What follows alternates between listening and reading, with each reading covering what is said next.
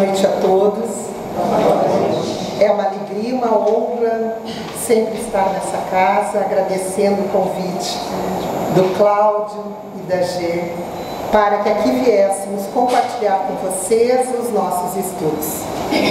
Quando ela gentilmente falou de grande trabalhadora, grande sim, no tamanho, porque no esforço pessoal nós sempre podemos trabalhar mais, principalmente na seara do Mestre. Então, quando nós estamos aqui em Torres de férias, nessa maravilhosa cidade, nós também nos dispomos a trabalhar para que os benfeitores consigam nos esclarecer cada vez mais dos ensinamentos de Jesus. Que os benfeitores amigos nos envolvam nesta noite. Este conceito de transição planetária já é muito conhecido dos senhores, visto que é um tema muito assíduo pelos expositores espíritas, mas é um tema central que nós precisamos esmiuçar um pouco mais, porque é um fenômeno, essa transição, que envolve alterações físicas, morais e espirituais. E nós estamos vivenciando isso, nós estamos fazendo essa transição. Então, quando nós buscamos a compreensão de que por que estamos aqui e agora, por que estamos nesse tempo que parece que os valores morais estão invertidos, parece que o que é certo está errado e o que é errado se dá como certo. Eu mesma, muitas vezes conversando, digo, meu Deus do céu, não gostaria de estar vivendo nessa época, quando tudo era tão mais fácil. Parece que até 4 anos atrás, até antes da pandemia, nós vivíamos uma realidade muito mais tranquila do que hoje os tempos nos exigem. E se nos exigem, se nós estamos aqui, é porque necessitamos nos comprometermos, nos capacitamos para vivenciarmos isso. Então, às vezes, essas aflições pelas quais nós somos atingidos, muitas vezes nos limitamos diante das próprias aflições, são fatores que nos buscam para que olhemos mais para o ser que somos e aqueles seres com quem nós convivemos, do que nos distraiamos com as belezas do mundo.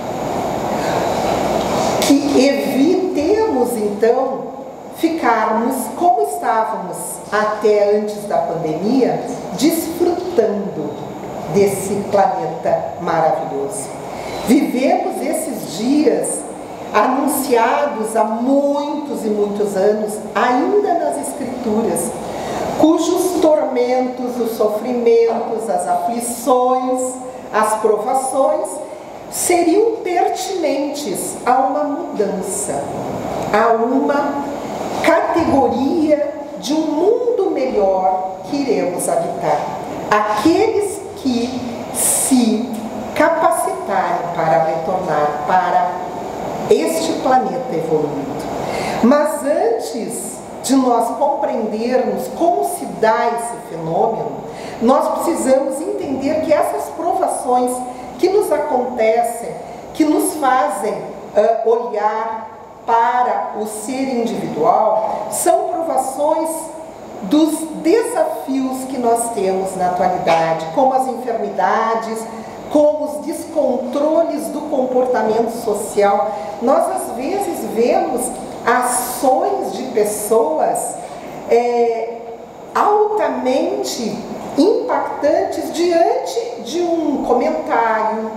São reações, melhor do que ações, de um comportamento muito desequilibrado. Às vezes, um simples comentário leva a pessoa a se desequilibrar, a reagir de uma maneira muito maior do que seria o normal. E isso nós vemos que são essas influenciações que nós todos estamos vivendo nesta época da transição planetária.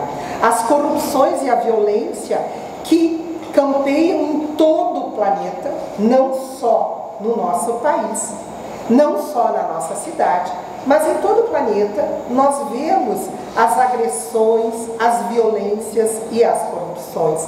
Também percebemos os relacionamentos conturbados, relacionamentos familiares principalmente, mas também relacionamentos profissionais, relacionamentos na sociedade e nas instituições. Tudo isso faz parte deste fenômeno, tudo isso faz parte deste período que estamos vivendo da transição planetária. Por que isso?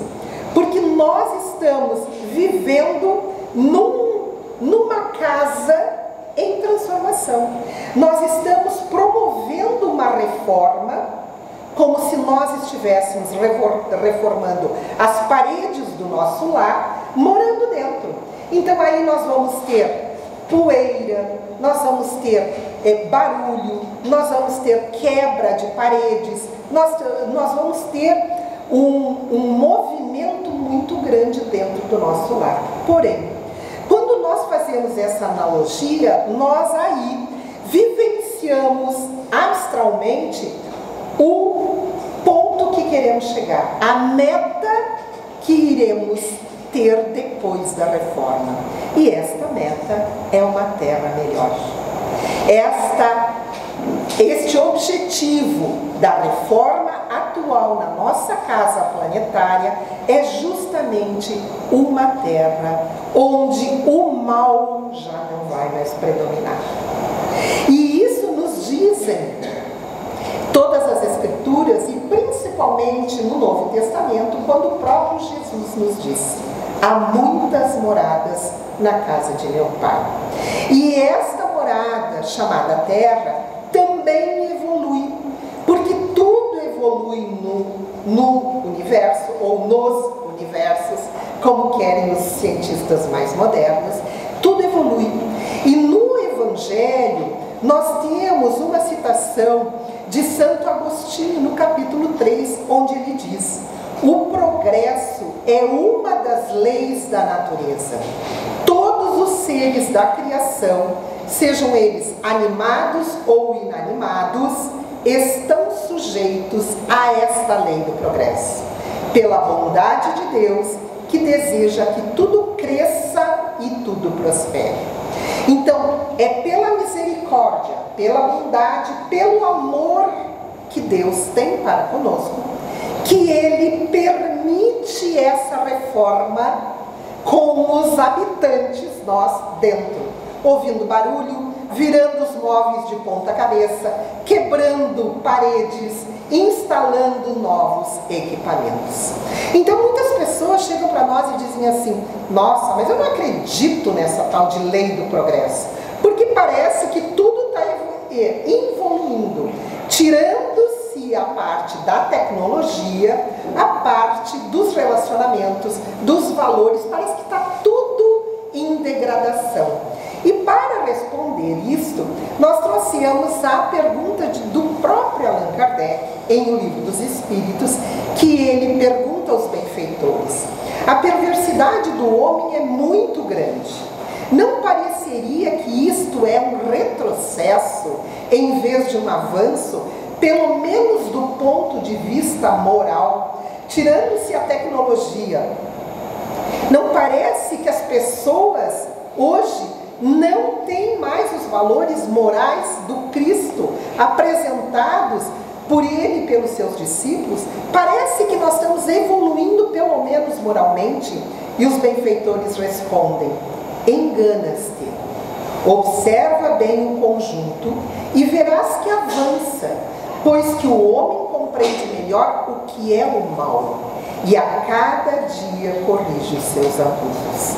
E eles concluem: é preciso que o mal chegue ao excesso para tornar compreensível irreversível a necessidade do bem e das reformas. Nós ainda precisamos sentir o mal para dizer: eu não quero mais passar por isso, eu não compactuo, eu não aceito, eu não admito.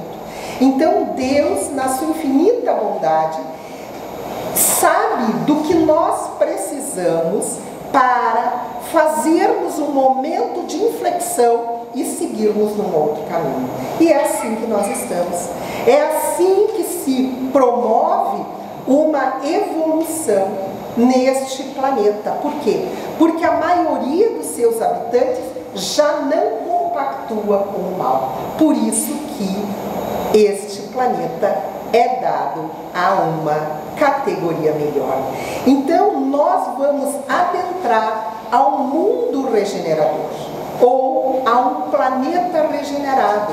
E esta citação já está na revista de 1866, a Revista Espírita de Allan Kardec, onde um artigo denominado Os Tempos São Chegados, Kardec insere esta mensagem: os tempos marcados por Deus são chegados.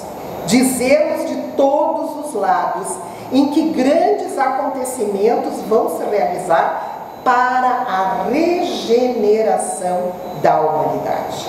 Esses acontecimentos nós estamos vendo dia após dia. Acontecimentos na Terra, quando nós nos referimos a acontecimentos climáticos, a acontecimentos da própria geologia, os vulcões, os maremotos, os terremotos, mas também uma mudança na ação, nas atitudes, nos pensamentos dos habitantes da Terra.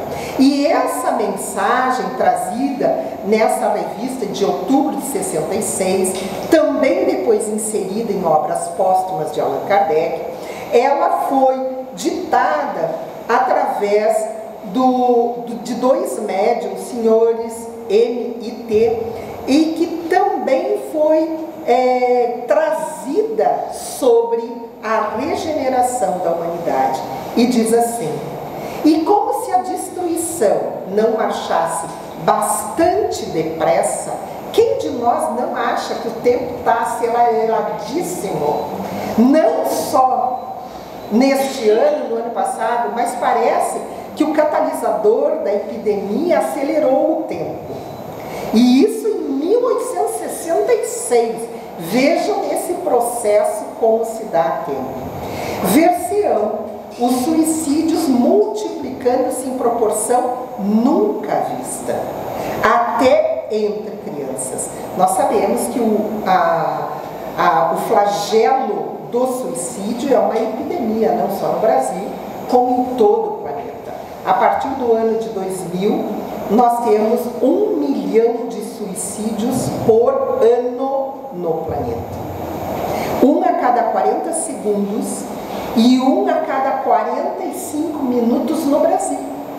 Então nós estamos vendo essa epidemia se multiplicar. E isso é uma consequência imediata do materialismo. A matéria, a tecnologia, o avanço da ciência não preencheu, ao contrário, desviou aquele indivíduo da sua essência. Então ele, em vez de olhar para si, ele olha para as distrações do mundo. E os benfeitores continuam: a loucura jamais teria ferido o maior número de homens que, mesmo antes da morte, serão riscados do mundo dos vivos. Alguém que já viu alguma Cracolândia no Brasil ou fora do Brasil entende essa mensagem. Eles são vivos, mas considerados mortos em vida, porque já foram riscados do mundo dos vivos. Nós já estamos vendo isso a céu aberto. Nos grandes e numerosos países Quem já viu o que se passa nos Estados Unidos, principalmente na Califórnia, que é um país de alto índice de desenvolvimento humano, IDH, também sabe que lá a Cracolândia é muito grande.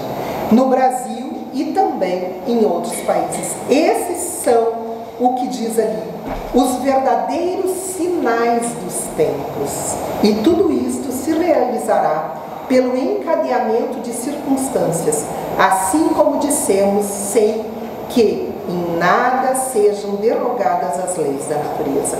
Tudo é uma sequência, mas nós estamos vivenciando essa sequência. Nós estamos vivendo isso. Não podemos mais estarmos alheios a isso que está nos acontecendo. Nós fazemos parte dessa implantação do reino de Deus aqui na Terra, porque a Terra está num processo evolutivo. Já foi um planeta primitivo, atualmente é um planeta de provas e expiações, nessa fase de mudança, mas ainda é de provas e expiações, onde o mal predomina e vai passar para planeta de regeneração. Nesse planeta de regeneração, nós vamos ter que são mundos de transição entre os mundos de expiação e os mundos felizes. Não é ainda um planeta de felicidade plena, não.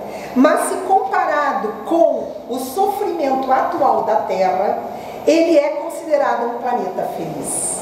Então nós vemos o quanto nós teremos, se nos capacitarmos para voltarmos à Terra regenerada, quanto nós teremos de felicidade nesse novo planeta. Os mundos regeneradores, eles promovem uma reconstrução da sociedade sobre os valores morais. Por isso que hoje nós vemos esses valores invertidos. Porque precisa uma sociedade caminhar sobre os valores morais do Cristo. E não assim, para mim está certo, para o outro está errado, tanto faz, cada um faz sua lei, cada um tem o seu valor. Não é assim. No mundo regenerado, nós teríamos os valores morais do Cristo. E todos estaríamos submetidos a Ele. Porque o mal não será mais predominante entre seus habitantes. E aí haverá um equilíbrio dessas forças. Não haverá ainda o predomínio do bem, que isso é só para a outra categoria de mundos ditosos e, por fim, os mundos celestes para habitarem somente os espíritos puros. E o bom é que todos nós um dia seremos espíritos puros. Cada um cabe o esforço para chegar lá, mas todos sabemos que chegaremos lá. Eu não vi aqui o reloginho, vou passar para cá, para nós acompanharmos a hora também. Então, Kardec coloca, não é o fim do mundo material que se prepara, mas o fim do mundo moral.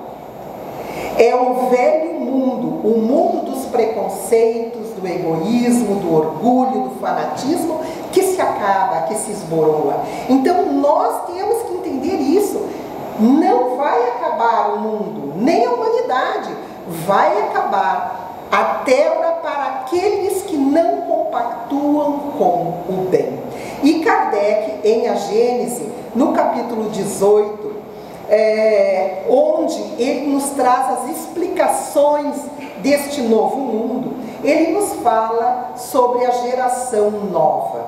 E ele nos diz, para que na Terra sejam felizes os homens, é preciso que somente a povoem espíritos bons, encarnados e desencarnados, que somente ao bem se dediquem. Por quê?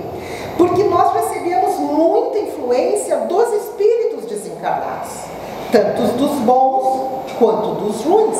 Por isso que toda a população de espíritos tem que estar voltada ao bem, para que na Terra nós possamos trilhar trilhar este caminho onde o mal não predomina.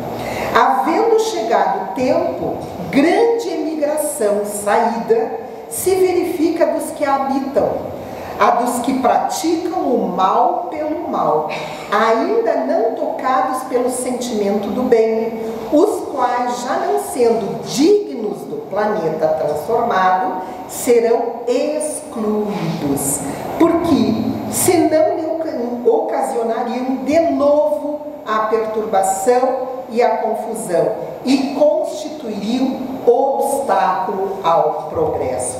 Quando nós verificamos que às vezes na nossa própria família tem uma pessoa que traz perturbação, todo o grupo familiar se perturba.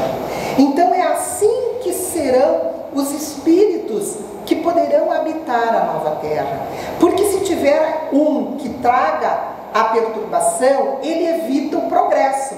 Então serão retirados, excluídos da terra. Substituí-los-ão espíritos melhores, que farão reino em seu seio a justiça, a paz e a fraternidade. Imaginem uma terra onde reine a justiça, a paz e a fraternidade. Será um mundo feliz. Se nós compararmos o que vivemos hoje, será um mundo muito feliz. Então, só serão expatriados aqueles espíritos que se comprazem com o mal. A exclusão, diz Kardec, definitiva, será apenas para os espíritos fundamentalmente rebeldes, aqueles a quem o orgulho e o egoísmo, mais do que a ignorância, às vezes nós somos turrões porque não conhecemos. Quando conhecemos o que é certo, abandonamos a ignorância. E aí, seguimos com o progresso. Ao contrário, aqueles que por orgulho ou egoísmo não abandonem o mal, serão expatriados. São aqueles que são surdos à voz do bem e da razão. Então, estes espíritos irão para mundos inferiores da Terra, mesmo que sejam mundos de provas e expiações. Como a Terra será regenerada, serão mundos inferiores e poderão habitar até mundos primitivos. E aí terão o sofrimento como um novo educador para que melhorem na sua evolução. Kardec, nesse capítulo 18, ele fala da nova geração e ele nos diz: essa geração será composta não apenas por espíritos eminentemente superiores, mas também por aqueles que, já tendo progredido, estão predispostos a assimilar todas as ideias progressistas e são capazes de apoiar um movimento regenerativo. Então, são aqueles espíritos que já se capacitaram e já abandonaram o mal. Então, não serão só espíritos superiores que habitarão o planeta regenerado. Seremos nós, se nos melhorarmos ainda aqui e agora, para podermos retornar à Terra regenerada. E essa Terra regenerada que espera pelos espíritos condizentes com um mundo mais feliz, continuará sob a tutela de Jesus. E muitos perguntam, mas isso quando ocorrerá? Porque muitas pessoas inocentemente acreditam que nós vamos dormir num planeta de provas e expiações e acordar no mundo regenerado. Simples assim. Não é. É uma sequência da natureza, das reformas físicas, mas também morais. E quando nos perguntam quando ocorrerá, porque ela está ocorrendo a transição, e nós acreditamos que é desde a chegada de Jesus ao planeta. Muitos acreditam que é desde a vinda do Espiritismo, que seria o Consolador prometido. Nós entendemos que a própria presença do Mestre veio qualificar essas mudanças, porque ele trouxe os ensinamentos, a mensagem de Deus no seu exercício junto aos companheiros de jornada. Então, quando será? Nós trazemos a própria citação de Jesus para responder isso. Quando perguntavam a Jesus que quando haverá essa terra nova, e ele diz: aprendei, pois, da figueira e sua parábola. Quando já o seu ramo se torna tenro e brota folhas, sabeis que está próximo o verão, como na nossa vida comum. Quando a figueira dá figos, a gente sabe que está no verão. Quando a parreira dá uvas, nós sabemos que estamos no verão. Lá também, porque as frutas são assim. Igualmente, quando virdes todas essas coisas, sabei que ele está próximo, mesmo às portas. Em verdade vos digo que não passará essa geração sem que todas essas coisas se cumpram. Passarão os céus e a terra, mas as minhas palavras jamais passarão. E ele conclui: quanto ao dia e a hora, ninguém sabe, nem os anjos dos céus, nem o Filho, somente o Pai. Quando eu compreendi o significado disso, fez toda a diferença. Porque aí nós trabalhamos diariamente, porque quando chegar a hora nós estaremos prontos. Então nem o governador do planeta sabe, nem o Filho, somente o Pai. E ele mesmo nos conclama isso: aquele que perseverar até o fim se salvará. Se salvará como? Se ninguém se perderá. Se salvará no sentido de que quando a terra atingir o seu objetivo, estará junto com aqueles que atingiram esse objetivo. Aquele que perseverar, aquele que persistir, aquele que não desanimar, aquele que seguir em frente, apesar das nossas aflições, apesar das nossas preocupações, das adversidades, das enfermidades, dos tumultos, das preocupações. Então, perseverar e não desistir diante de uma dificuldade exige um grande esforço. Esse grande esforço é necessário nesta época que nós estamos vivenciando. Então, perseverar vem justamente de uma qualidade, de uma competência nossa, que é não desistir com facilidade, é ter persistência. Perseverança é a força interna que levanta o valor moral. É a virtude que contribui para o êxito da vida humana.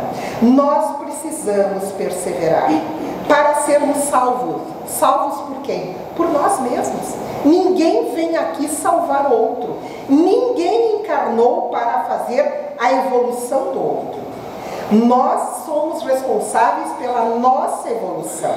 É claro que quando nós evoluímos, e é por isso que Deus nos coloca bons e maus juntos, para que nós auxiliemos aqueles que estão na retaguarda e busquemos o auxílio daqueles que estão diante de nós.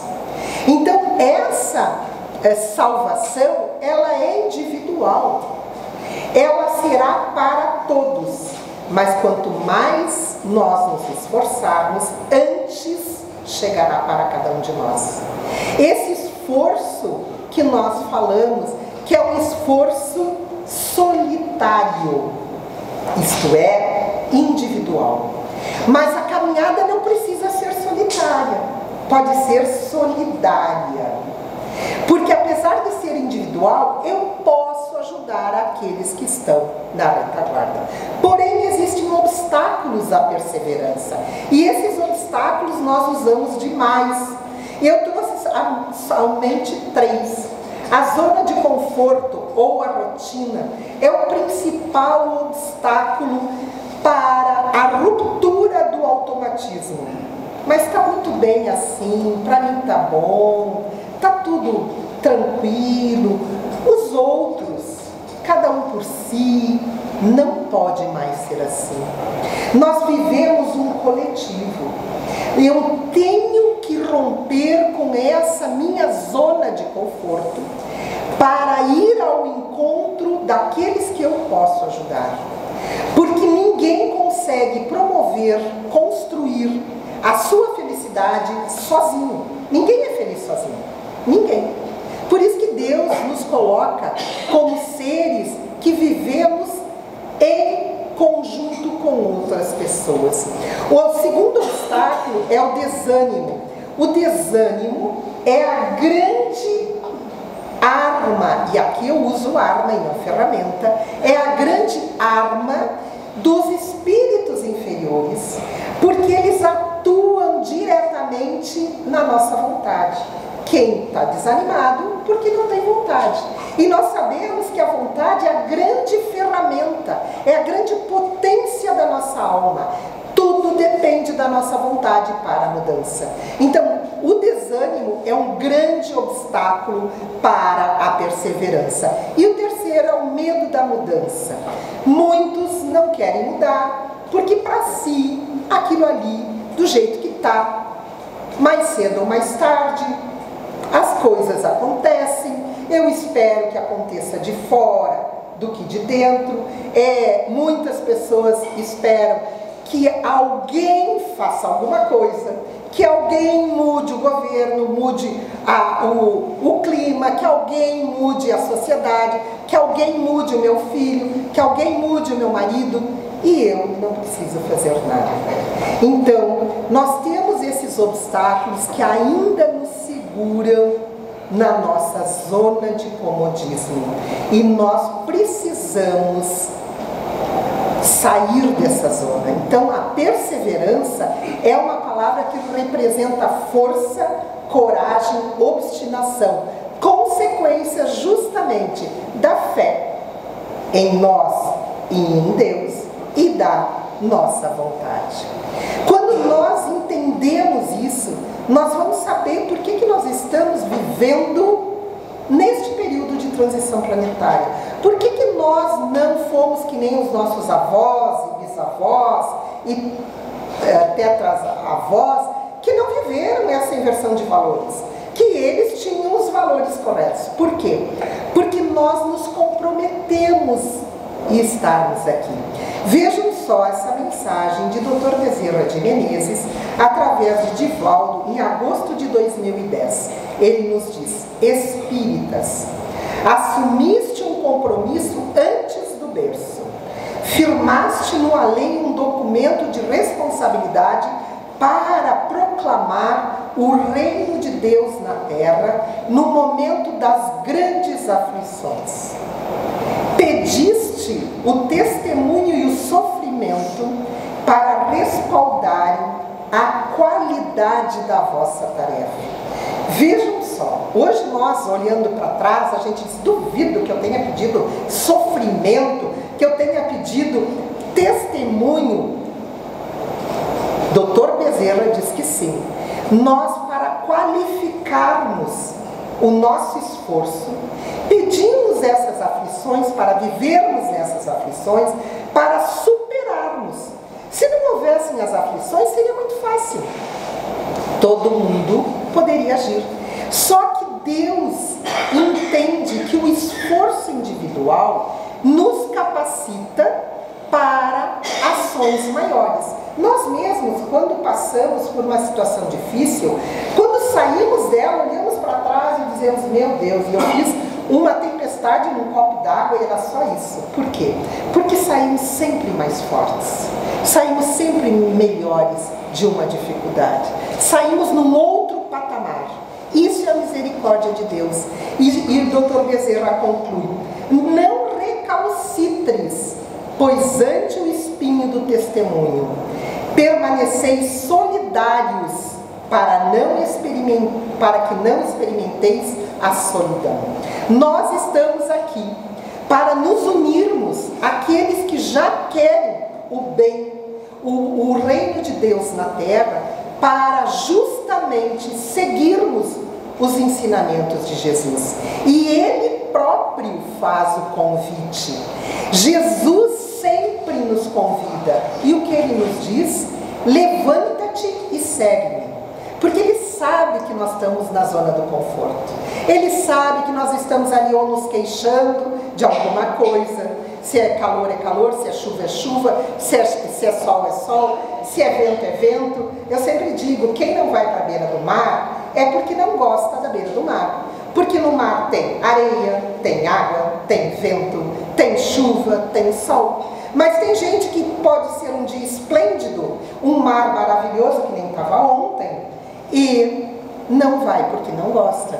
Então Jesus sabe que nós estamos ali, sentados, e Ele diz, levanta-te e anda. Levantar e seguir na lição do Senhor significa movimentar-se, buscando o caminho que Ele mesmo trilhou, trabalhando quanto lhe seja possível a benefício de todos. Não pode ser mais da minha família, do meu filho, do meu pai, da minha sociedade. Não, é a benefício de todos. E Emmanuel nos faz esse questionamento. Pergunta a ti mesmo se estás seguindo a Jesus, ou apenas as normas do culto externo, da tua filiação ao Evangelho, seja católico, espírita, evangélico. Será que nós estamos realmente seguindo Jesus, ou simplesmente indo no templo budista, no templo espírita, no templo católico, buscar o benefício do passe, da bênção e assim por diante? Será que nós estamos realmente sendo partícipes do trabalho do Mestre? E Ele mesmo nos diz, quem procura encontrar-me, negue a si mesmo, tome a cruz que lhe cabe e siga nos passos. Ele não diz, jogue para longe suas aflições, deixe seu filho problemático, deixe sua esposa de lado, tome da cruz que lhe cabe. Ele também carregou a sua cruz, ele também seguiu a sua tarefa, e siga meus passos. E o que é seguir Jesus? Nós trouxemos uma citação do próprio Mestre, registrada em Lucas, mas aí fizemos um resumo. Seguir Jesus é esquecer as ofensas, é ignorar as fraquezas, é perdoar, é amar, é soerguer as forças, é esquecer as deficiências e erros nossos e dos outros, é encorajar a renovação para o bem, amparando as necessidades e instruindo com os nossos próprios exemplos, doando o conhecimento da vida. Quem já conhece a doutrina dos Espíritos sabe que ela traz o conhecimento da vida. Nós, quando dissemos que viemos aqui compartilhar os nossos estudos, é porque sabemos que a doutrina espírita traz a verdade que consola, a verdade que esclarece, a verdade que nos liberta, porque nós somos os donos da nossa caminhada. E este livro, Levantar e Seguir, de Emmanuel, de Chico, ditado por Emmanuel, tem um capítulo chamado Exercício no Bem, que diz, comumente inventamos toda espécie de pretextos para recusar os deveres que nos constrangem ao exercício do bem.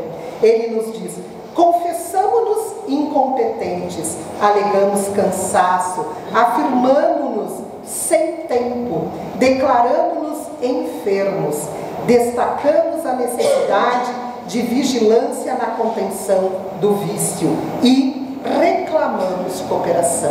Eu não vou fazer porque é sempre eu faço sozinho. Não importa.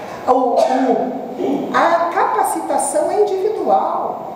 Deus não nos dá oportunidades para que nós não deixemos de aproveitá-las, e sim para que nós aproveitemos todas essas oportunidades.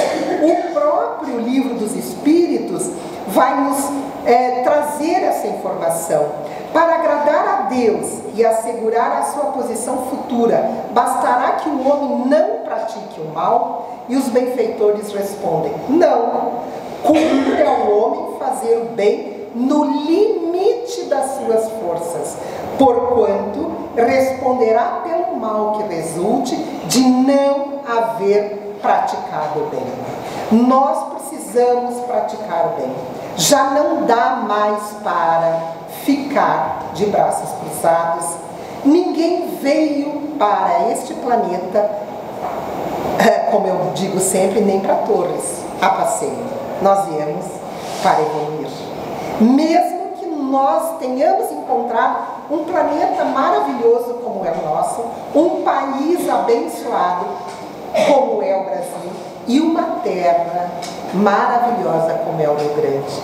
Então, Emmanuel vai nos dizer: o Espiritismo, dessa forma, definindo-se não apenas como sendo a religião da verdade e do amor, mas também da justiça e da responsabilidade, vem esclarecer-nos que responderemos não só pelo mal que houvermos feito, mas igualmente pelo mal que decorra do nosso comodismo em não praticando o bem que nos cabe a fazer. Então, segue o convite de Jesus: quanto a ti, vem e segue. Toma a tua cruz, negue a si mesmo, negue teu orgulho, negue o teu egoísmo, toma a tua cruz e segue os meus passos. E o que é seguir Jesus? Jesus não age sozinho. Aqueles que estão esperando Jesus voltar à terra se enganam, porque Jesus nunca se afastou de nós. Jesus sempre esteve conosco, mas Ele não age sozinho, Ele age através de nós. Jesus não carrega ninguém.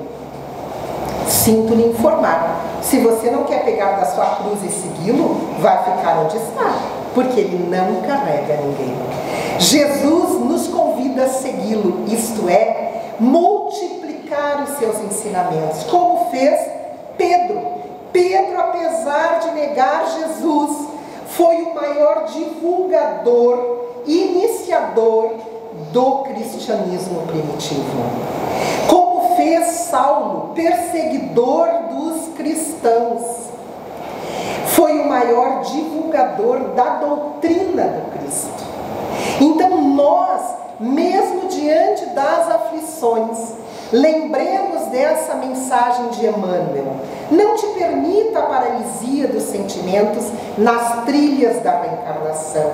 Quando te cansar o coração, diante do abandono e insensatez dos seus, recorda o Mestre, levanta-te e anda, prossegue os dias renovando teus sentimentos, nos desfiar do tempo que te compete e que te é permitido. Nós estamos aqui num tempo que não sabemos quanto tempo será.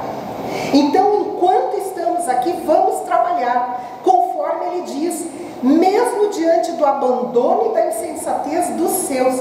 Às vezes, a nossa caminhada dentro do lar é solitária, porque ninguém no lar entende a nossa caminhada seguindo Jesus.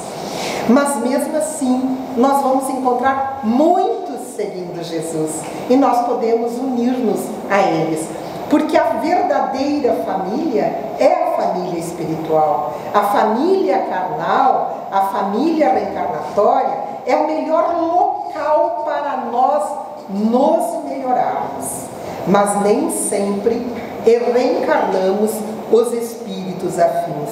Então, levanta-te, eis que surge o momento auspicioso da transformação. Desvincula-te dos grilhões que te aprisionam o coração e anda em direção à verdadeira renovação. Essa é a exortação de Emmanuel neste livro Levanta-te e Anda.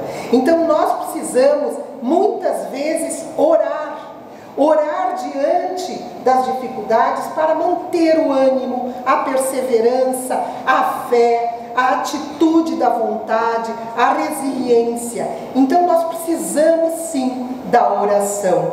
E o próprio Mestre nos diz: não temas, crê somente, persevera sempre. Ele está conosco, Ele é o nosso governador. Neste período de aflições, neste período de inversão de valores morais, Ele está conosco. Ele diz: não temas, crê somente. Acredite, tenha fé, saiba que Ele está conosco. Por quê? Porque os bem-aventurados serão aqueles que possuirão a terra. Então os mansos serão bem-aventurados, os pacíficos e os pacificadores serão bem-aventurados, porque eles, quem sabe nós, voltaremos para a terra regenerada. Os homens esperam por Jesus e Jesus espera por nós. Que todos possamos lembrar que estamos aqui comprometidos com a implantação do reino de Deus e nos fizemos capacitados para aqui estarmos. Muito obrigada pela atenção dos senhores e até a próxima.